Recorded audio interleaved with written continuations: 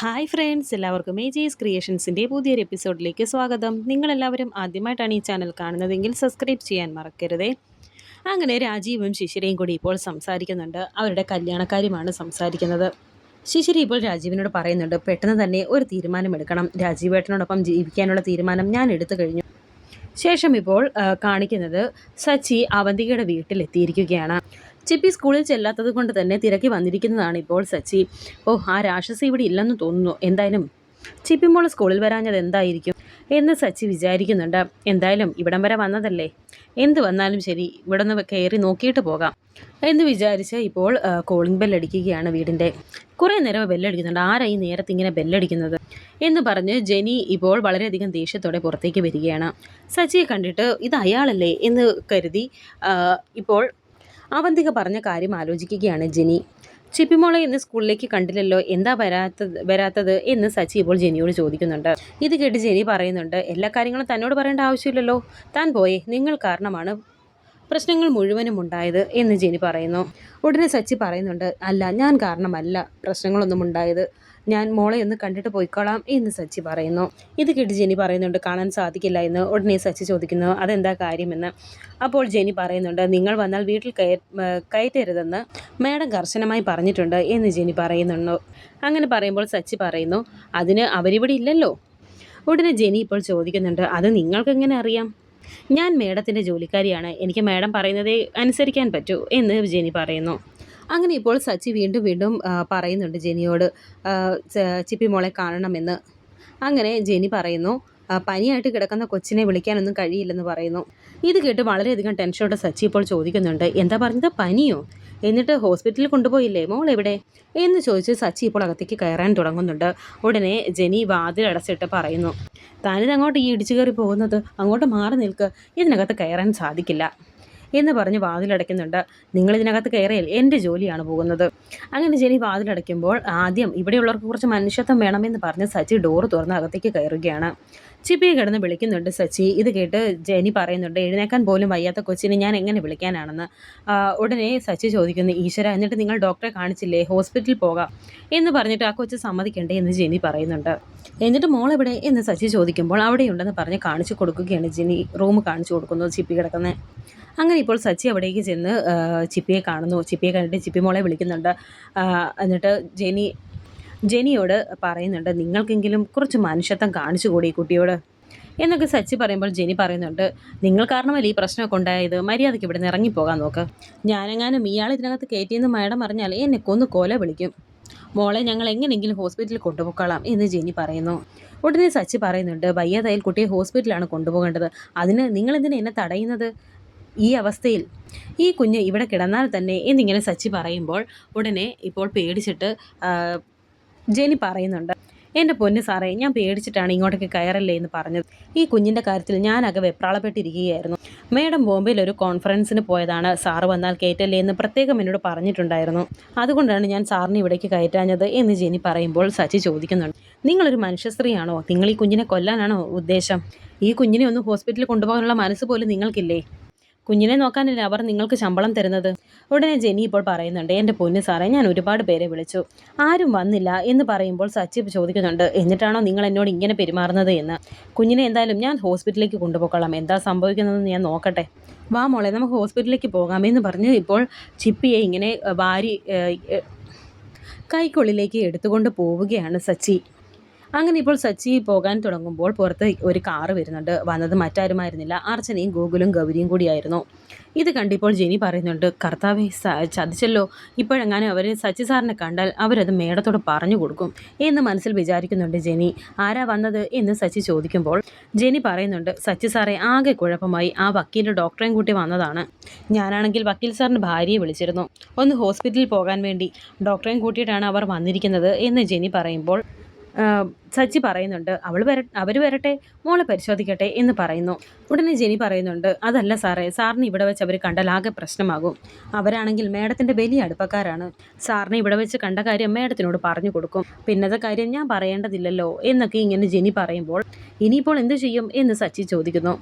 അവർ വന്ന് ഇപ്പോൾ പുറത്ത് കോളിംഗ് ബെൽ അടിക്കുന്നുണ്ട്. ഉടനെ ജെനി പറയുന്നുണ്ട്, സാർ ഒരു കാര്യം ചെയ്യും, ചിപ്പി മോളെ ആ സോഫയിലേക്ക് ഒന്ന് കിടത്ത്, ഇപ്പോൾ ഞാൻ പറയുന്ന ഒന്ന് കേൾക്ക് എന്ന് ജെനി പറയുന്നത് കേട്ട് സച്ചി ഇപ്പോൾ ചിപ്പിയെ ആ സോഫയിലേക്ക് കിടത്തി. അങ്ങനെ ഇപ്പോൾ സച്ചി അവിടുന്ന് മാറ്റി നിർത്തുകയാണ് ജെനി.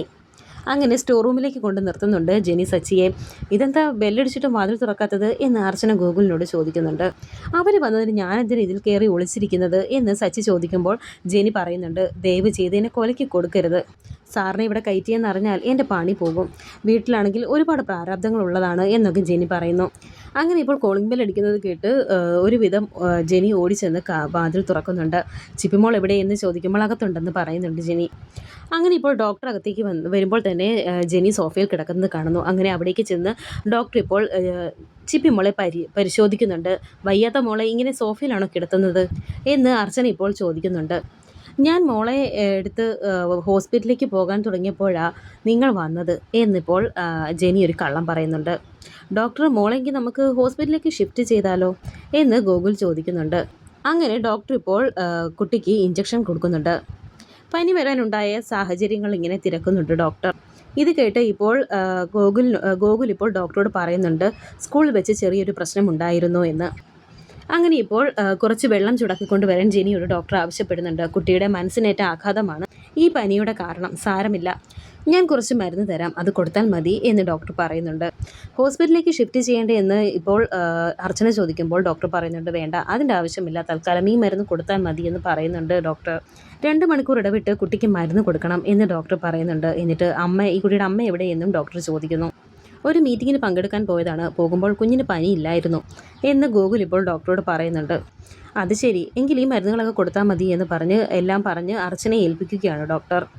എങ്കിൽ ഞാൻ ഇറങ്ങട്ടെ, പിന്നെ കുഞ്ഞിന് ടെൻഷൻ ഉണ്ടാക്കുന്ന കാര്യം ചോദിക്കുകയോ പറയുകയോ ഒന്നും ചെയ്യരുത് എന്ന് ഡോക്ടർ ഇപ്പോൾ അവരോട് പറയുന്നുണ്ട്. അങ്ങനെ ഗോകുൽ ഇപ്പോൾ ഡോക്ടറുമായി പോകുന്നു. അർച്ചന ചിപ്പിമോളുടെ ഒപ്പം തന്നെ ഇങ്ങനെ സോഫയിലിരിക്കുകയാണ്. അങ്ങനെ അർച്ചനയുടെ മടിയിലേക്ക് കിടത്തുകയാണ് ചിപ്പിമോളെ. ജെനിയാണെങ്കിൽ വെള്ളം ചൂടാക്കാനായി പോയിരിക്കുകയാണ്. ഈ സമയം സച്ചി ഇപ്പോൾ വാതിൽ തട്ടുന്നുണ്ട്. ഹലോ ഹലോ, വാതിൽ തുറക്കുക എന്നൊക്കെ പറഞ്ഞ്. ഈ വാതിലൊന്ന് തുറക്കുക, നിങ്ങളിവിടെ എന്തെടുക്കുകയാണ്? ഡോക്ടർ വന്നിട്ട് എന്തായി, മരുന്ന് കൊടുത്തോ? നിങ്ങളെന്നെ തുറന്നു വിടുക, ആര് കണ്ടാലും എനിക്കൊന്നുമില്ല, ഞാൻ അവരോട് സംസാരിച്ചോളാം എന്നൊക്കെ സച്ചി ഇപ്പോൾ ആ സ്റ്റോർ റൂമിൽ കിടന്ന് പറയുന്നുണ്ട്. ഇത് കേട്ട് ജെനി പറയുന്നുണ്ട്, ഇയാൾ മിക്കവാറും എന്നെ കൊലയ്ക്ക് കൊടുക്കും. എൻ്റെ പൊന്ന് സാറേ, ചതിക്കല്ലേ, ബഹളം വയ്ക്കാതെ കുറച്ച് സമയം കൂടി അവിടെ അടങ്ങിയിരിക്കുക എന്ന് ജെനി പറയുമ്പോൾ ചിപ്പി മോള് മരുന്ന് കഴിച്ചോ എന്ന് ചോദിക്കുന്നുണ്ട് സച്ചി. ഉടനെ ജെനി പറയുന്നു, ഇപ്പോൾ കുഞ്ഞിന് ഇഞ്ചക്ഷൻ കൊടുത്തതേ ഉള്ളൂ, വലിയ കുഴപ്പമില്ല എന്ന് ജെനി പറയുമ്പോൾ സ്റ്റോർ റൂമിൽ വളരെയധികം ചൂടാണ്, എനിക്കിവിടെ നിൽക്കാൻ സാധിക്കുന്നില്ല എന്ന് സച്ചി പറയുമ്പോൾ സാധാരണ സ്റ്റോർ റൂമിൽ ആരും മേസി വെക്കാറില്ല എന്ന് ജെനി പറയുന്നു. എന്നെ തുറന്ന് വേഗം ഈ വാതിൽ തുറന്ന് എന്നെ പുറത്തേക്ക് വിടുന്ന സച്ചി പറയുമ്പോൾ എന്തൊക്കെ പറഞ്ഞാലും കുറച്ച് സമയം ക്ഷമിച്ചേ പറ്റൂ എന്ന് ജെനിയും പറയുന്നു. വളരെയധികം ദേഷ്യത്തോടെ സച്ചി അവിടെ നിൽക്കുന്നുണ്ട്. ഈ സമയം ഇപ്പോൾ ചിപ്പിമോൾ കണ്ണ് തുറക്കുന്നുണ്ട്. ഇപ്പോൾ എങ്ങനെയുണ്ട്, ആശ്വാസമുണ്ടോ എന്നൊക്കെ ഇപ്പോൾ അർച്ചന ചിപ്പിയോട് ചോദിക്കുന്നു. ആൻറ്റി എപ്പോൾ വന്നു എന്ന് ചിപ്പി ചോദിക്കുമ്പോൾ ആൻറ്റി മാത്രമല്ല അങ്കിളും ഉണ്ടായിരുന്നു എന്ന് ജെനി പറയുന്നു. രാവിലെ എന്തെങ്കിലും കഴിച്ചോ എന്ന് അർച്ചന തിരക്കുമ്പോൾ ഒന്നും കഴിച്ചില്ല എന്ന് ചിപ്പി പറയുന്നുണ്ട്. ഉടനെ ജെനി ഇപ്പോൾ പറയുന്നു, ഇന്നലെയും കഴിച്ചില്ല. അതെങ്ങനെയാണ്, കരച്ചിൽ നിർത്തിയൊന്ന് വാതിൽ തുറക്കണ്ടേ? മേഡവും ഞാനും ആഹാരം കൊണ്ട് എന്ന് കതകിന് പുറത്തുനിന്ന് എത്ര പ്രാവശ്യം വിളിച്ചതെന്നറിയാമോ? മോളാണെങ്കിൽ കേട്ട ഭാവം നടിച്ചില്ല. അമ്മയോടുള്ള പിണക്കം മുഴുവനും കരഞ്ഞും പട്ടിണി കിടന്നും തീർത്തു എന്നൊക്കെ ഇപ്പോൾ ജെനി പറയുന്നുണ്ട്. ഇത് കേട്ട അർച്ചന പറയുന്നു, മോൾക്കുണ്ടായതിനേക്കാൾ എത്രയോ അധികം വിഷമം അമ്മയ്ക്കുണ്ടായി കാണും എന്നൊക്കെ ഇപ്പോൾ അർച്ചന ചോദിക്കുമ്പോൾ സോറി പറയുന്നുണ്ട് ചിപ്പി. ഗൗരിയുടെ കൂടെ ആൻറ്റിയുടെ വയറ്റിൽ ഞാനും ജനിച്ചാൽ മതിയായിരുന്നു എന്ന് ചിപ്പി പറയുമ്പോൾ ഇത് കേട്ട് അർച്ചന ചോദിക്കുന്നുണ്ട്. ചിപ്പി പറയുന്നത് കേട്ട് അർച്ചന ചോദിക്കുന്നുണ്ട്, ആൻറ്റി അത്രയ്ക്ക് ഇഷ്ടമാണോ എന്ന്. ഒരുപാട് ഇഷ്ടമാണ് എന്ന് ചിപ്പി പറയുന്നു. മോൾ ഇവിടെ ഇരിക്കും, ഞാൻ പോയി മോൾക്ക് നല്ല പൊടിയിരിക്കഞ്ഞി ഉണ്ടാക്കിക്കൊണ്ട് വരാമെന്ന് അർച്ചന പറയുമ്പോൾ ജെനി ഇപ്പോൾ മനസ്സിൽ വിചാരിക്കുന്നുണ്ട്, ഇവരെങ്ങാനും അടുക്കളയിൽ കയറിയാൽ സച്ചി സാർ അവിടെയുള്ള കാര്യം അറിയുമല്ലോ, ഇനിയിപ്പോൾ എന്ത് ചെയ്യും എന്നൊക്കെ ഇങ്ങനെ മനസ്സിൽ വിചാരിക്കുന്നുണ്ട് ജെനി. മോളെ ആൻറ്റി മുറിയിൽ കൊണ്ടുപോയി കിടത്തട്ടെ എന്ന് അർച്ചന ഇപ്പോൾ ചിപ്പിയോട് പറയുന്നു. അങ്ങനെ ഇപ്പോൾ മോളെയും എടുത്തുകൊണ്ട് ജെനിയും അർച്ചനയും കൂടി റൂമിലേക്ക് പോകുന്നുണ്ട്. എന്നിട്ട് ചിപ്പിയുടെ നെറ്റിയിൽ തുണി നനച്ചിടുകയൊക്കെ ചെയ്യുന്നുണ്ട്. എന്നിട്ട് ജെനി പറയുന്നുണ്ട്, അടുക്കളയ്ക്ക് ഇനിയും മേഡം കയറണ്ട, അതൊക്കെ ഞാൻ ചെയ്തുകൊണ്ട് വന്നോളാം എന്ന് ജെനി ഇപ്പോൾ അർച്ചനയോട് പറയുകയാണ്. അത് കുഴപ്പമില്ല, എല്ലാ അടുക്കളയും അങ്ങനെയല്ലേ എന്നൊക്കെ അർച്ചനയും പറയുന്നു. മേഡത്തിനെ എങ്ങാനും അടുക്കളയിൽ കയറ്റിയെന്ന് ചിപ്പിമോളുടെ അമ്മ അറിഞ്ഞാൽ എന്നെ വെച്ചേക്കില്ല. അടുക്കള ജോലിക്കും പിന്നെ മോളെ നോക്കാൻ കൂടിയാണല്ലോ എന്നെ ഇവിടെ വെച്ചിരിക്കുന്നത്. ഇങ്ങനെയൊക്കെ ജെനി പറയുമ്പോൾ അർച്ചന പറയുന്നുണ്ട്, എന്നും ജെനി ഉണ്ടാക്കുന്ന ഭക്ഷണമല്ലേ മോൾ കഴിക്കുന്നത്, ഇന്നൊരു മാറ്റമുണ്ടാവട്ടെ, ഞാൻ മോൾക്ക് കഞ്ഞി ഉണ്ടാക്കി കൊടുത്തോളാം, ഇവിടുത്തെ അടുക്കളയിലെ രഹസ്യം ഞാനും കൂടി ഒന്ന് കാണട്ടെ എന്ന് പറഞ്ഞ് അർച്ചന ഇപ്പോൾ അടുക്കളയിലേക്ക് പോകുന്നു. സച്ചി ഇപ്പോൾ സ്റ്റോർ റൂമിൽ നിൽക്കുന്നത് കൊണ്ട് തന്നെ ജെനി ഇപ്പോൾ മനസ്സിൽ വിചാരിക്കുന്നുണ്ട്, എൻ്റെ കർത്താവെ ചതിച്ചല്ലോ, ഇന്നെല്ലാം കൂടി ചക്ക കുഴയുന്നത് പോലെ കുഴയും. അങ്ങനെ ജെനിയും ഇപ്പോൾ താഴേക്ക് പെട്ടെന്ന് പോകുന്നുണ്ട്. അങ്ങനെ ഇപ്പോൾ ജെനി ഇപ്പോൾ അടുക്കളയിൽ നിന്ന് അർച്ചനയുമായി സംസാരിക്കുന്നുണ്ട്. ഈ സമയം സച്ചി സ്റ്റോർ റൂമിൽ നിന്ന് സച്ചിയുടെ കൈ തട്ടി എന്തോ ഒന്ന് താഴെ വീഴുന്നു. എന്താ അവിടെ ഒരു ശബ്ദം എന്നിങ്ങനെ അർച്ചന ഇപ്പോൾ ശ്രദ്ധിക്കുന്നു. വരാനിരിക്കുന്ന പുതിയ എപ്പിസോഡുകളുമായി വീണ്ടും കാണാം. Thank you for watching.